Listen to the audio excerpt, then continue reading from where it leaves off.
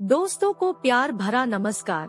मेरी बहन की अगले सप्ताह ही शादी हुई है और कुछ ऐसा रस्म है कि दीदी को 5 दिन के अंदर ही वापस आना पड़ा। फिर वो 2 दिन बाद चली जाएगी। इस 2 दिनों में क्या हुआ ये मैं आपको आज बताने वाला हूँ। कैसे मैंने 2 दिनों तक अपनी शादीशुदा बहन की ठोकाई की और जिंदगी का मजा लिया। मैं कानपुर देहात का रहने वाला हूँ। शहर के बगल में ही एक छोटा सा कस्बा है। मेरी बहन की शादी लखनऊ में हुआ है। जीजा जी स्कूल में टीचर है, इस वजह से मेरी दीदी की शादी उनसे हो गई। अन्यथा दीदी काफी अच्छी और सुडौल शरीर की लड़की है। भरा पूरा शरीर है और आप कह सकते हैं कि रूप की रानी है।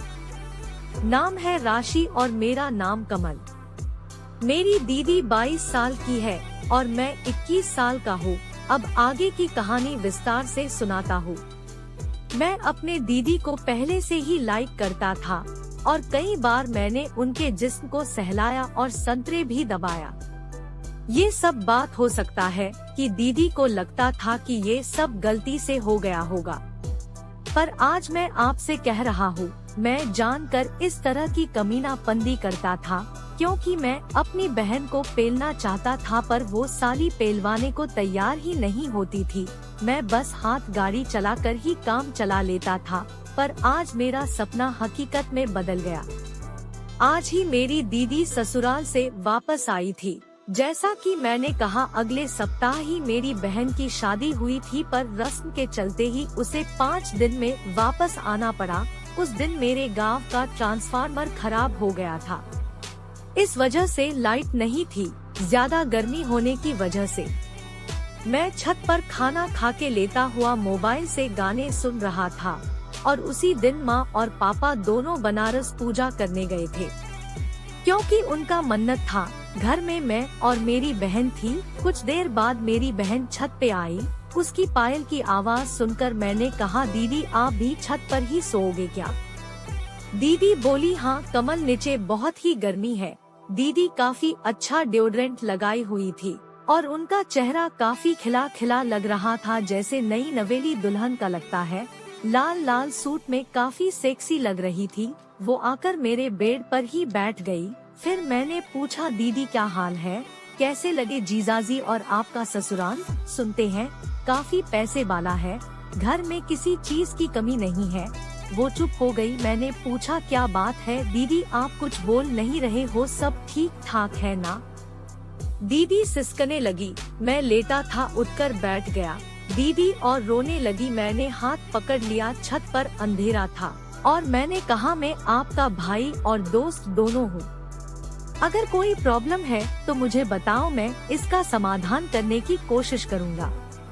दीदी बोली कि कमल क्या बताओ तुझे, तुम्हारे जीजाजी नामर्द है, उन्होंने मुझे छुआ तक नहीं। मेरी तो जिंदगी खराब हो गई है, क्या करूँ समझ में नहीं आ रहा था। मैं ये बात माँ पापा को भी नहीं बता सकता, मैं ये बात तुम्हें बता रही हूँ। और रोने लगी और मेरे गले से चिपक गई। मैंने उसे हौसला दिया और कहा कि कोई बात नहीं, मैं उनका इलाज करवाऊंगा। तो वो बोलने लगी, कोई फायदा नहीं, डॉक्टर ने कह दिया कि उनका प्राइवेट पार्ट का नस ही नहीं है, वो खड़ा नहीं हो सकता। वो काफी रो रही थी। मैंने उसे ढाढ़स बांधते हुए ना रोने की कसम दी। फिर वो चुप हुई। वो बोली, मैं आ रही हूँ कमल, नीचे से बिछावन लेकर, मैं भी यही सो जाऊंगी। तो मैंने कहा, क्यों दीदी, इसी बेड पे सो जाओ। वो मान गई और हम दोनों एक ही बिछावन पे सो गए। बात करते करते रात के करीब 11 बज गए थे। धीरे धीरे हम दोनों करीब आ गए थे। उनका एक पैर मेरे पैर के ऊपर था और बातचीत चल रही थी। फिर वो मेरे साइड घूम के सो गई तो उनकी दोनों संतरे मेरे में सट रहा था। मैं उसके पीठ को सहला रहा था।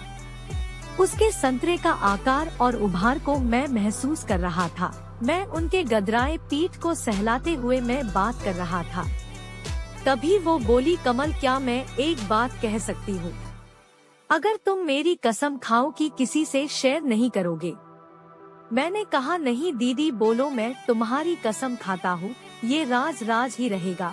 दीदी बोली, क्या तुम मुझे ठोकाई का आनंद दे सकते हो? मैंने कहा, क्यों नहीं दीदी, मैं आपसे पहले ही कह चुका हूँ, आपके लिए कुछ भी करूँगा, आप चिंता ना करो।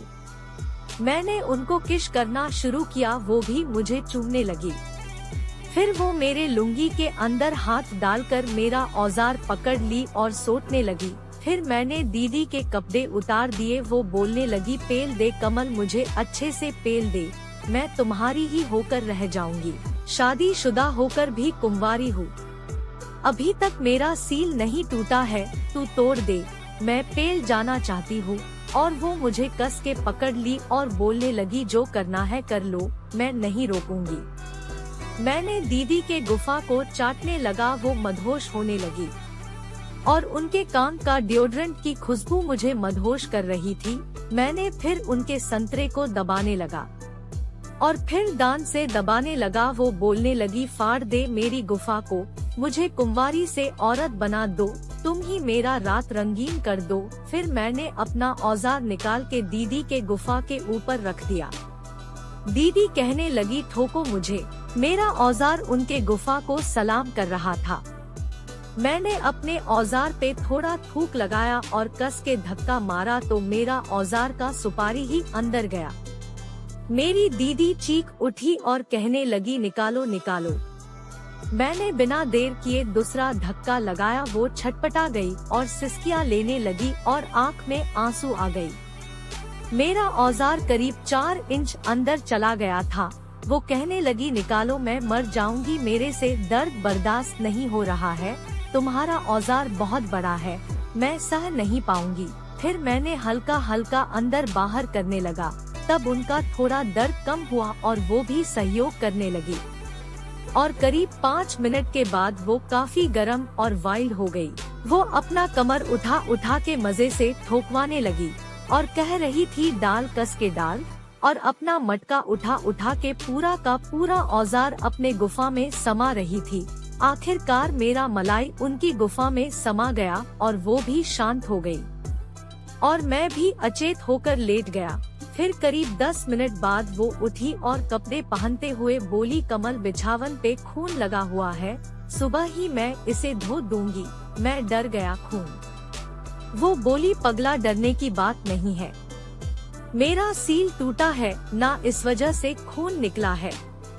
तब मैं खुश हो गया और उस रात को मैंने 3 बार पेला और 1 बार मटका में भी घुसाया। दूसरे दिन सुबह माँ पापा आ गए और फिर वो अपने ससुराल चली गई। मैं 10 दिन बाद उनके यहाँ जाने वाला हूँ। फिर मैं वहाँ की ठोकाई की कहानी आपके साथ शेयर करूँगा। वीडियो को लाइक और चैनल को सब्सक्राइब कर दीजिए। आपका कोई सुझाव है तो प्लीज कमेंट्स में जरूर बताएं। धन्यवाद।